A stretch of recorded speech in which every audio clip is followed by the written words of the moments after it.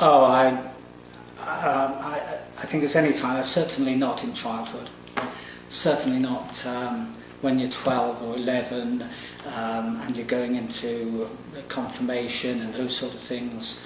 I think that's absolutely wrong, because if I remember myself as, say, being 13, I was quite a different person by the time I was 25. About 80. I think it's very difficult because we're getting older, and I think lifelong commitment, when people are always changing and changing their ideas, it's very difficult. 99?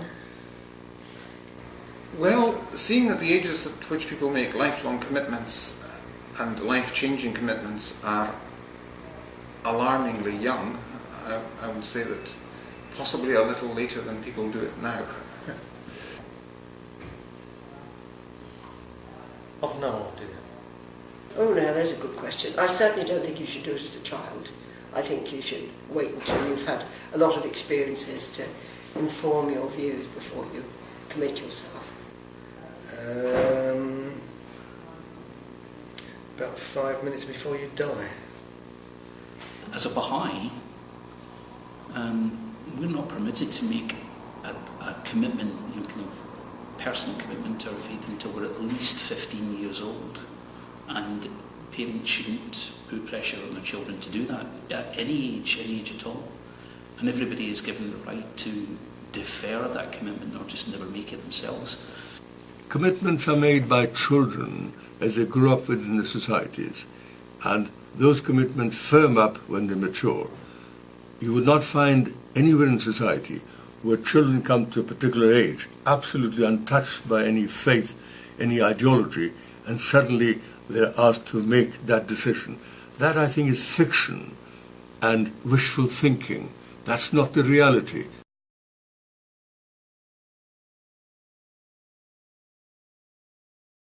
Well, I think that's a natural inclination for most parents to always ask, what if we weren't here, what would happen to our children, and who would look after them? And I think most families would take that strategy. Yes, I would. Yes. Yes.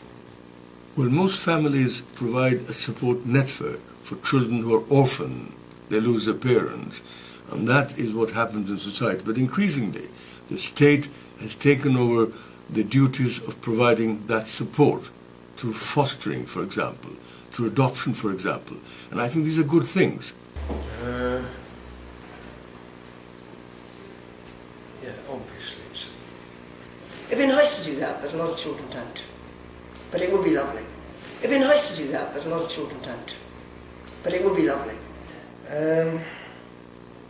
It's not struck me as being necessary. I think traditionally there has been this practice of having godparents, but it's not something I've done with my own kids or been asked to do for others. So. Definitely.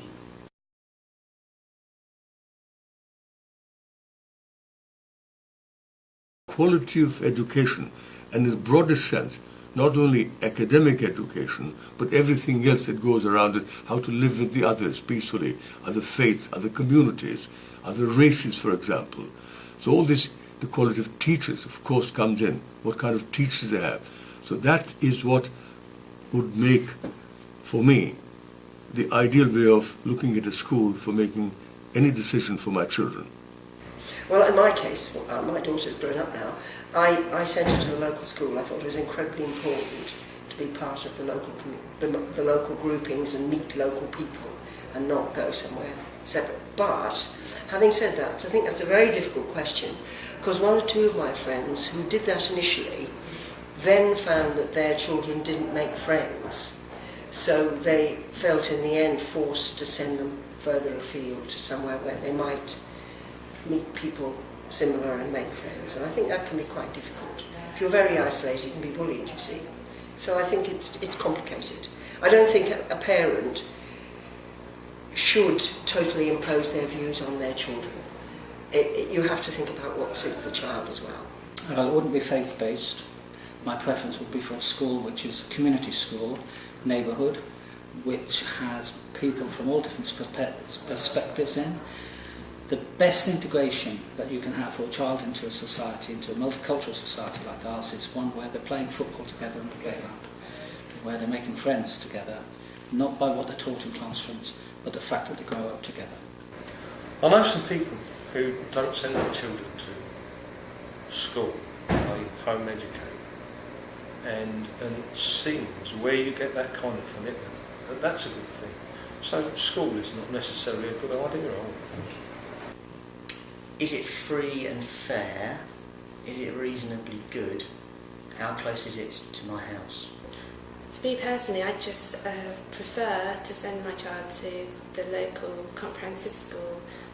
I know that a lot of parents feel under great pressure to even move house or join a church in order to get their child a better education, essentially. But ideally, I think local schools, local state schools should be able to provide the best possible education for every child. I prefer not, for my own child, not to be indoctrinated or undergo any religious kind of training as part of their education. Well, in practice with our own children, we simply decided on the nearest state school. I think it's influenced by how the other children are, the relationship between the children and the teachers. I think that's more important than what kind of facilities they've got or the name on the door. How close it is to where they live. Well, it's my children, but how close it is to where we lived. And if it had a reasonable reputation as a school.